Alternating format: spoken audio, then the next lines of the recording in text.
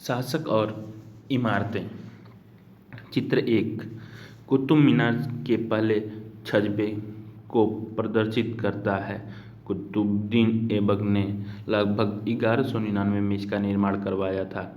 छज्जे के नीचे छोटे मेहराब तथा ज्यामितीय रूपरेखाओं द्वारा निर्मित नमूने को देखें। क्या आपको छज्जे के नीचे अभिलेखों की पट्टियां दिखाई दे रही हैं? ये अभिलेख अरबी में हैं। गौर करें कि मीनार का बाहरी हिस्सा घुमावदार तथा कोणीय है। ऐसी सतह पर अभिलेख लिखने के लिए काफ़ी परिशुद्धता की आवश्यकता होती थी। सर्वाधिक योग्य कारीगर ही इस कार्य को संपन्न कर सकते थे। याद रखें कि 800 वर्ष पूर्व केवल कुछ ही इमारतें पत्थर या ईंट की बनी होती थीं। 13वीं शताब्दी में कुतुब मीनार जैसी इमारत का देखने वालों पर क्या प्रभाव पड़ होगा। 8वीं और 18वीं शताब्दी के बीच राजाओं तथा उनके अधिकारियों ने दो तरह की इमारतों का निर्माण किया। पहली तरह की इमारतों में सुरक्षित चित्र एक में कुतुब मीनार 5 मंजिल इमारत है। अभिलेख की पट्टियों इसके पहले छज्जे के नीचे है। इस इमारत की पहली मंजिल का निर्माण कुतुबुद्दीन ऐबक तथा शेष मंजिल का निर्माण 1229 के आसपास इल्तुतमिश द्वारा करवाया गया। कई वर्षों में यह इमारत आंधी, तूफान तथा भूकंप की वजह से क्षतिग्रस्त हो गई थी। अलाउद्दीन खिलजी, मोहम्मद तुगलक, फिरोज शाह तुगलक तथा इब्राहिम लोदी ने इसकी मरम्मत करवाई। संरक्षित तथा इस दुनिया और दूसरी दुनिया में आराम विराम के भव्य जगहें किले, महल तथा मकबरे थे। दूसरी श्रेणी में मंदिर, मस्जिद, हौज, कुएं, सराय तथा बाजार जैसी जनता के उपयोग की इमारतें थी। राजाओं से यह अपेक्षा की जाती थी कि वे अपनी प्रजा की देखरेख करेगा तथा प्रजा के उपयोग और आराम के लिए इमारतों का निर्माण करवा कर राजा उनकी प्रशंसा पाने की आशा करते थे। इसी तरह के निर्माण कार्य व्यापारियों सहित अन्य व्यक्तियों के द्वारा भी किए जाते थे। वे मंदिरों, मस्जिदों और कुओं का निर्माण करवाते थे, परंतु घरेलू स्थापत्य व्यापारियों की विशाल हवेलियों के अवशेष 18वीं शताब्दी से ही मिलने शुरू होते हैं। आगरा किले के निर्माण में लगा श्रम। अकबर द्वारा निर्मित आगरा किले के निर्माण हेतु 2000 पत्थर काटने वालों, 2000 सीमेंट व चूना बनाने वालों तथा 8000 मजदूर की आवश्यकता पड़ी। अधिरचना भूतल से ऊपर किसी भी भवन का भाग अधिरचना कहलाता है। अभियांत्रिक कौशल का निर्माण कार्य। स्मारकों से हम उनके निर्माण में प्रयुक्त शिल्प विज्ञान का भी पता चलता है। छत का ही उदाहरण ले लीजिए। हम 4 दीवारों के आर पार लकड़ी की तीरों तथा एक पत्थर की पाटियां रखकर छत बना सकते हैं, लेकिन यह कार्य उस समय बहुत कठिन हो जाता है जब हम एक विस्तृत अधिरचना वाले विशाल कक्ष का निर्माण करना चाहते हैं। इसके लिए अधिक परिष्कृत कौशल की जरूरत होती है। 7वीं और 10वीं शताब्दी के मध्य वास्तुकार भवनों में और अधिक कमरे, दरवाजे और खिड़कियां बनाने लगे। छत, दरवाजे और खिड़कियां अभी भी 2 ऊर्ध्वाधर खंभों के आर पार एक अनुप्रस्थ सतीर रखकर बनाए जाते हैं थे। वास्तुकला की यह शैली अनुप्रस्थ टोड़ा निर्माण कहलाई जाती थी। 8वीं से 13वीं शताब्दी के बीच मंदिरों, मस्जिदों, मकबरों तथा सीढ़ीदार कुएं, बावली से जुड़े भवनों के निर्माण इस शैली का प्रयोग हुआ। राजस्थान के बूंदी में स्थित रानी जी की बावड़ी उन 50 बावड़ियों में सबसे बड़ी है जिसका निर्माण पानी की आवश्यकता की पूर्ति के लिए किया गया। अपनी स्थापत्य सुंदरता के लिए विख्यात इस बावड़ी का निर्माण 1699 ईस्वी में रानी नाथावत जी ने, जो बूंदी के राजा अनिरुद्ध की रानी थी, किया था। चित्र क 2 के दिल्ली के कुव्वत अल इस्लाम मस्जिद का एक हिस्सा 12वीं शताब्दी का उत्तरार्ध। चित्र 2 मेहराब के निर्माण में अनुप्रस्थ टोड़ा तकनीक का इस्तेमाल। ये क और ख दिखाया गया है। 11वीं शताब्दी के आरंभ में मंदिर निर्माण। चित्र 3 शिव की स्तुति में बनाए गए कंदरिया महादेव मंदिर का निर्माण चंदेल राजवंश के राजा दंगदेव द्वारा 999 में किया गया था। चित्र 3 ख में मंदिर की योजना है। एक अलंकृत द्वार से इसके प्रवेश भाग और मुख्य सभा भवन महामंडप जहाँ नृत्य का आयोजन होता था तथा तक पहुँचा जाता था। प्रमुख देवताओं की मूर्ति मुख्य मंदिर गर्भगृह में रखी जाती थी। धार्मिक अनुष्ठान इसी जगह संपन्न किए जाते थे तथा इसमें केवल राजा, उनका निकटतम परिवार तथा पुरोहित एकत्रित होते थे। खजुराहो समूह में राजकीय मंदिर सम्मिलित थे जहाँ सामान्य जनमानस को जाने की अनुमति नहीं थी। ये मंदिर सुपरिष्कृत उत्कीर्ण मूर्तियों से अलंकृत था। चित्र क में ये दिखाया गया और ये इसका डायग्राम शुरुआत का बनाया गया होगा। तब चित्र 4 तंजावुर के राजेश्वर मंदिर का शिखर उस समय के मंदिर में सबसे ऊंचा था। उसका निर्माण कार्य आसान नहीं था क्योंकि उन दिनों कोई क्रेन नहीं थी। शिखर के शीर्ष पर 90 टन का पत्थर ले जाना इतना भारी होता था कि उसे व्यक्ति अपने आप उठाकर नहीं ले जा सकते थे। इसलिए इस काम के लिए वास्तुकारों ने मंदिर के शीर्ष तक पहुंचने के लिए चढ़ाईदार रास्ता बनवाया।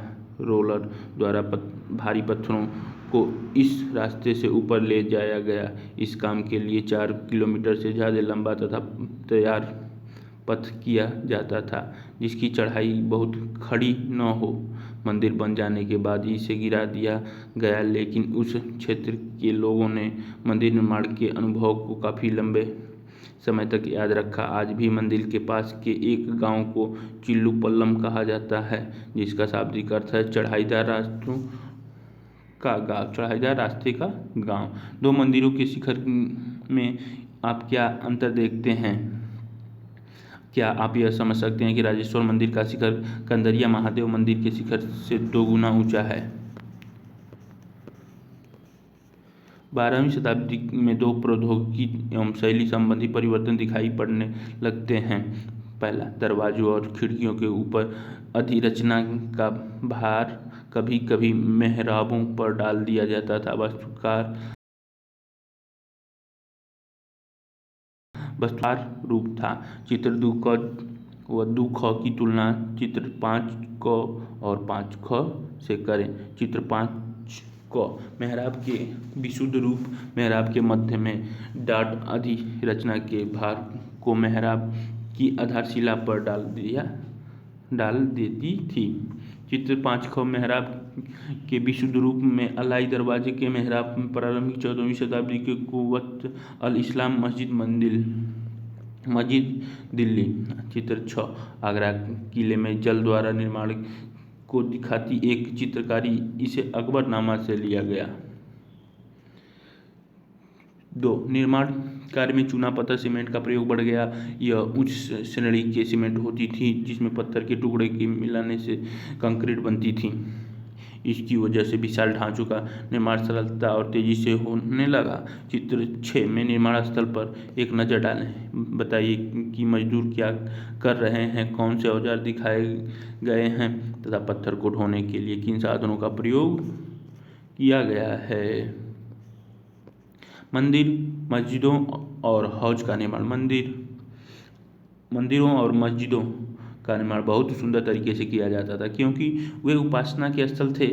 वे अपने रक्षक की शक्ति, धन, वैभव तथा भक्ति भाव का भी प्रदर्शन करते थे। उदाहरण के लिए राजेश्वर मंदिर को लिया जा सकता है जो अभिलेख से इस बात का संकेत मिलता है कि इस मंदिर का निर्माण राजा राजदेव ने अपने देवता राजा राजेश्वरम की उपासना हेतु किया था। ध्यान दें कि राजा और उसके देवता के नाम काफ़ी मिलते जुलते हैं। राजा ने इस तरह का नाम इसलिए रखा क्योंकि यह नाम मंगलकारी था और राजा स्वयं को ईश्वर के रूप में दिखाना चाहता था। धार्मिक अनुष्ठानों के जरिए मंदिर में एक देवता राजा राजदेव, दूसरा देवता राजा राजेश्वरम का सम्मान करता था।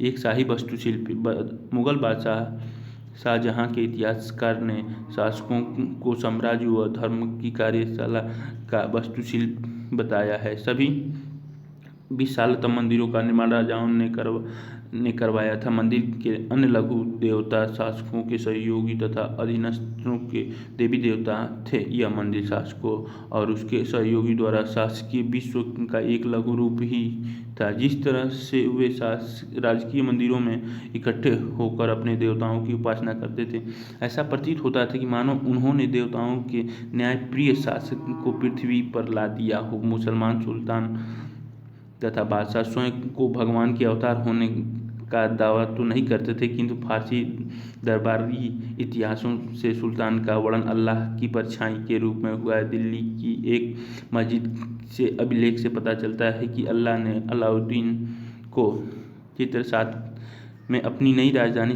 शाहजहानाबाद 1650 से 1656 में शाहजहां द्वारा बनवाई गई जामा मस्जिद की योजना, ये बीच में किबला मक्का की ओर संकेत करता है और ये जामा मस्जिद बनवाया था शाहजहां ने। इसलिए शासक अलाउद्दीन शासक इसलिए चुना था क्योंकि उसे अतीत के महान विधिकर्ताओं मूसा और सुलेमान की विशिष्टताएं मौजूद थी। सबसे महान विधिकर्ता और वास्तुकार अल्लाह स्वयं था। उसने अव्यवस्था को दूर करके विश्व का सृजन किया तथा एक व्यवस्था और संतुलन कायम किया।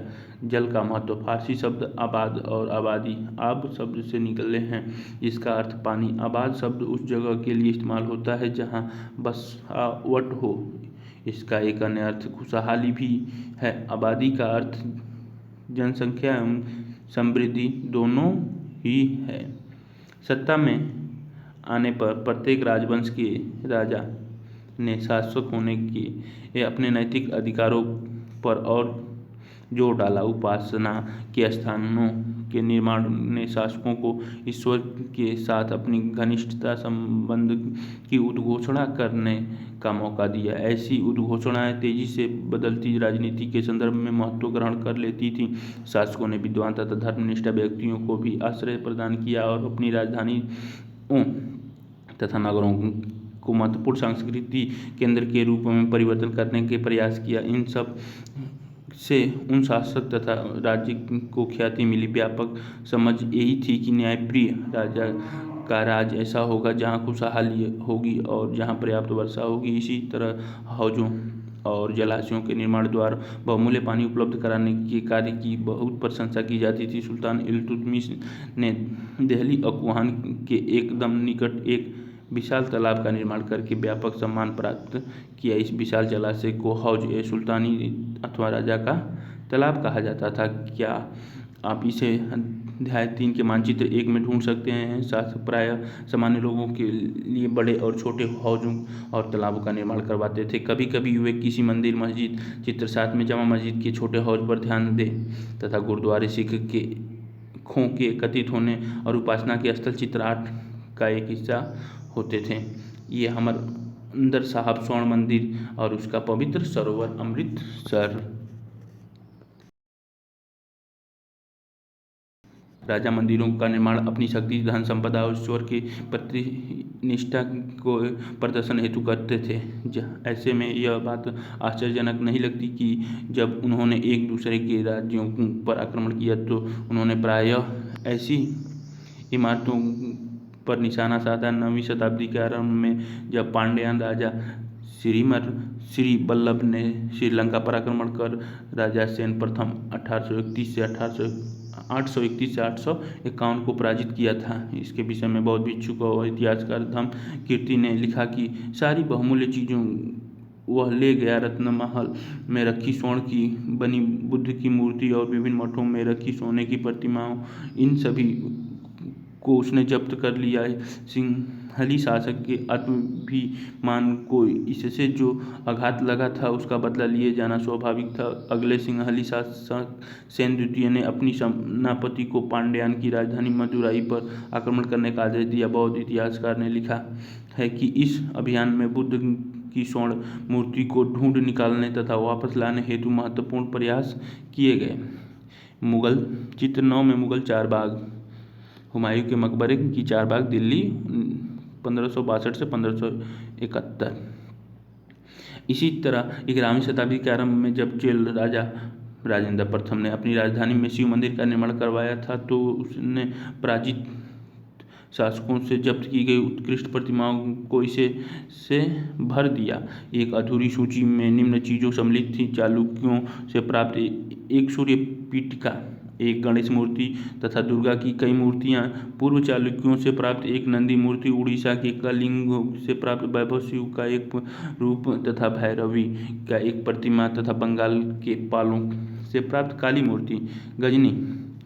गजनी का सुल्तान महमूद राजेंद्र प्रथम का समकालीन था। भारत में अपने अभियान के दौरान उसने पराजित राजाओं के मंदिरों को अपवित्र किया तथा उनके धन और मूर्तियों को लूट लिया। उस समय सुल्तान महमूद को बहुत महत्वपूर्ण शासक नहीं था, लेकिन मंदिरों को नष्ट करके, खास तौर से सोमनाथ का मंदिर, उसने एक महान इस्लामी योद्धा के रूप में श्रेय प्राप्त करने का प्रयास किया।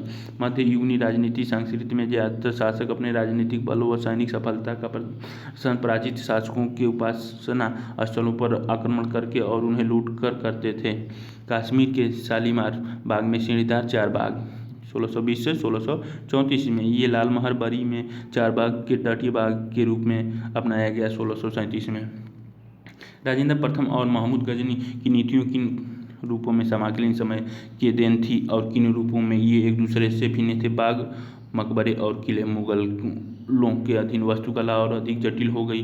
बाबर, हुमायूं, अकबर, जहांगीर और विशेष रूप से शाहजहां साहित्य कला और वास्तुकला के व्यक्तिगत रुचि लेते थे। वे अपनी आत्मकथा में बाबर ने औपचारिक बागों की योजना और उनके बनाने में अपनी रुचि का वर्णन किया। अक्सर ये बाग दीवार से घिरे होते थे तथा कृत्रिम नहरों द्वारा चारों भागों में विभाजित आयताकार आहते में स्थित थे। औपचारिक बागों की योजना और उसके बनाने तथा खाका तैयार करने में बाबर ने अपनी रुचि का वर्णन किया। चार समान हिस्सों में बांटे होने के कारण ये चार बाग कहलाते थे। चार बाग बनाने की परंपरा अकबर की समय से शुरू हुई। कुछ सर्वाधिक सुंदर चार बागों में कश्मीर, आगरा और दिल्ली चित्र 9 देखें, जहां जहांगीर और शाहजहां ने बनवाया था। अकबर के शासनकाल में कई तरह के महत्वपूर्ण वास्तुकला नवाचार हुए। उनकी प्रेरणा अकबर के वास्तुशिल्पियों ने उसके मध्य एशियाई पूर्वज तैमूर ने अकबर से ली। हुमायूं के मकबरे में सबसे पहली बार दिखने वाला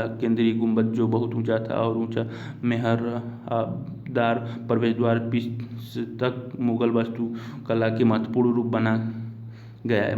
यह मकबरा एक विशाल औपचारिक चार बाग के मध्य में स्थित था। इसका निर्माण 8 स्वर्गों अथवा हस्तविहिसत की परंपरा में हुई थी, जिसमें एक केंद्रीय कक्ष 8 कमरे से घिरा होता था। इस इमारत का निर्माण लाल बलुआ पत्थर से हुआ तथा इसके किनारे सफ़ेद संगमरमर के बने थे। ये दिखा रखा है चित्र 10 में। काबुल का चार बाग की खाका बनाते बाबर की 1590 की एक चित्रकारी ध्यान दें। कैसे रास्ते पर एक दूसरे को काटती नहरें चार बाग योजना की विशेषता बनाती है। चित्र 11 में 1562 से 1571 के बीच निर्मित हुमायूं का मकबरा। क्या आप नहरों को देख सकते हैं?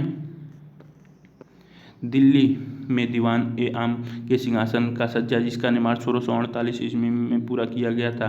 शाहजहां के शासनकाल के दौरान मुगल वास्तुकला के विभिन्न तत्वों एक विशाल सद्भावपूर्ण संश्लेषण में मिला दिए गए। शाहजहां के शासन में अनवरत निर्माण कार्य चल रहे थे। विशेष रूप से आगरा और दिल्ली में सार्वजनिक और व्यक्तिगत सभा हेतु समारोह कक्ष, दीवान-ए-खास और दीवान-ए-आम की योजना बहुत सावधानीपूर्वक बनाई जाती थी।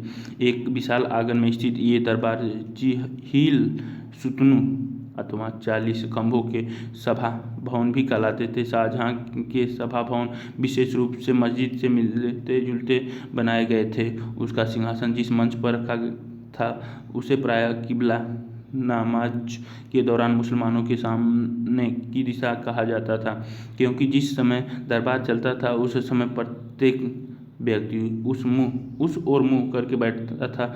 इन वास्तुकलात्मक अभिलक्षणों का इस ओर इशारा था कि राजा पृथ्वी पर ईश्वर की प्रतिनिधि था। शाहजहां ने दिल्ली के लाल किले के अपने नवनिर्मित दरबार में राजकीय न्याय और शाही दरबार के अंतस्तंभ पर बहुत बल दिया। बादशाह के सिंहासन के पीछे पितरादुरा के जड़ाऊ कामों की एक श्रृंखला बनाई गई थी, जिसमें पौराणिक यूनानी देवताओं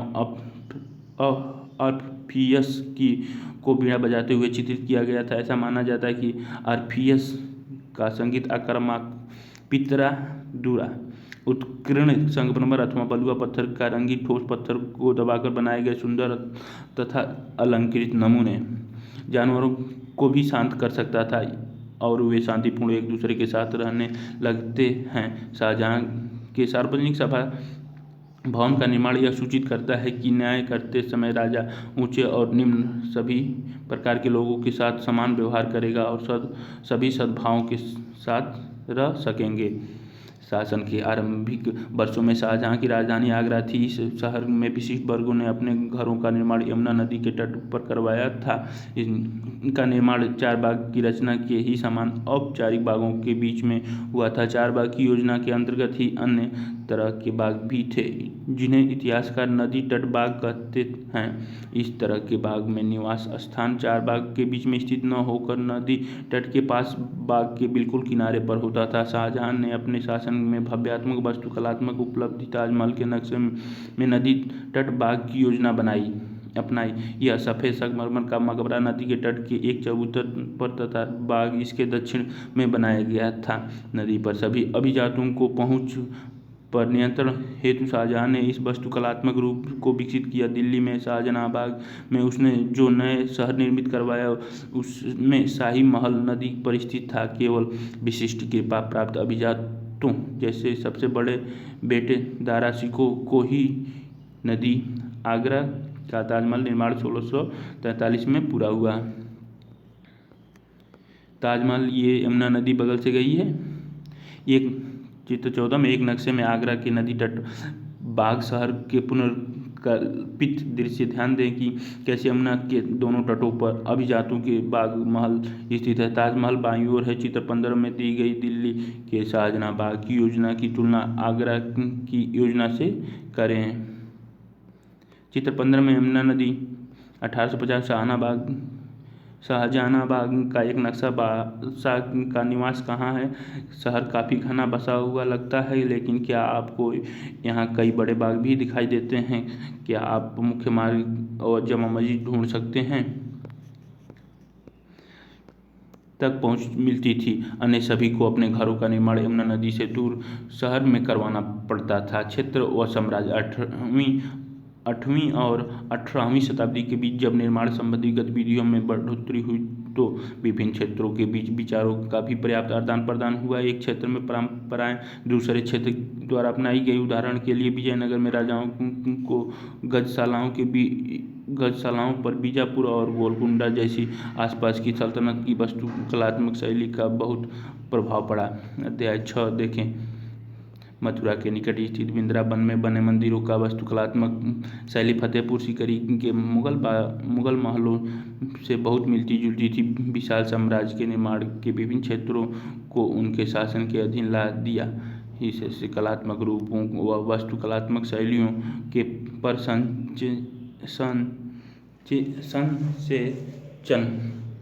में चित्र 16 वृंदावन में गोविंद देव के मंदिरों का अंदरूनी भाग 1590। इस मंदिर का निर्माण लाल बलुआ पत्थरों से हुआ था। चार में से प्रतिच्छेदी मेहराब पर ध्यान दें जिससे इनकी ऊंचाई भीतरी छत का निर्माण किया था। वास्तुकला की यह शैली उत्तर पूर्वी ईरान खुरासान से आई और फतेहपुर सीकरी में इसका प्रयोग किया गया था। मदद मिली। मुगल शासक अपने भवनों के निर्माण में क्षेत्रीय वास्तुकलात्मक शैली अपनाने में विशेष रूप से दक्ष थे। उदाहरण के लिए बंगाल में स्थानीय शासकों ने छप्पर की झोपड़ी के सामने दिखने वाले छत का निर्माण करवाया। मुगलों को यह बंगला गुंबद चित्र 9 में चित्र 11 और अध्याय 9 में चित्र 11 और 12 देखें इतना पसंद आया था कि उन्होंने अपनी वास्तुकला में इसका प्रयोग किया। अन्य क्षेत्रों में का प्रभाव भी स्पष्ट था। अकबर की राजधानी फतेहपुर सीकरी की कई इमारतों पर गुजरात व मालवा के वास्तुकलात्मक शैलियों का प्रभाव दिखाया। 18वीं शताब्दी से मुगल शासकों की सत्ता की धूमिल हो जाने के बाद भी उनके आश्रय में विकसित वास्तुकलात्मक शैली का निरंतर प्रयोग में रही तथा उनके शासकों ने जब भी स्वयं के राज्य स्थापित करने का प्रयास किए, शैली अपनाई। चित्र 17 में फतेहपुर सीकरी के जोधाबाई महल में छत में विस्तार को संभालते अलंकृत स्तंभ तथा टेक। ये गुजरात क्षेत्र की वास्तुकलात्मक परंपराओं से प्रभावित है। आसमान छूते चर्च 12वीं शताब्दी में फ्रांस में आरंभिक भवनों की तुलना में अधिक ऊंचाई व हल्के चर्च के निर्माण की प्रयास शुरू हुआ। वास्तुकला की यह शैली गोथिक नाम से जानी जाती है। इस शैली की विशेषता है कि नुकीले ऊंचे मेहराब, रंगीन कांच का प्रयोग जिसमें प्राय बाइबिल से लिए गए दृश्यों की चित्रण है तथा उड़ते हुए पुश्ते, दूर से दिखने वाली ऊंची मीनार और घाटी वाले बुर्ज बाद में चर्च से जुड़े। इस वास्तुकला शैली की उत्कृष्टता ज्ञात उदाहरणों में से एक पेरिस के नॉट्रे-डम चर्च है। 12वीं और 13वीं शताब्दी के कई दशकों में इसका निर्माण हुआ। चित्र पर नज़र डालें और घंटी वाले बुर्जों पर पहचानने की कोशिश करें। कल्पना करें कि आप एक शिल्पकार हैं और ज़मीन से 50 मीटर की ऊंचाई पर बांस और रस्सी की सहायता से बनाए लकड़ी के एक छोटे से प्लेटफॉर्म पर खड़े हैं। आपको कुतुब मीनार के पहले छज्जे के नीचे एक अभिलेख लगाना है। आप यह कार्य कैसे करेंगे? 20 शब्द पूरे पाठ को पढ़कर 6 शब्दों की एक सूची बनाएं। इनमें से प्रत्येक के लिए यह बताते हुए अपने उस शब्द को चुनाव क्यों किया और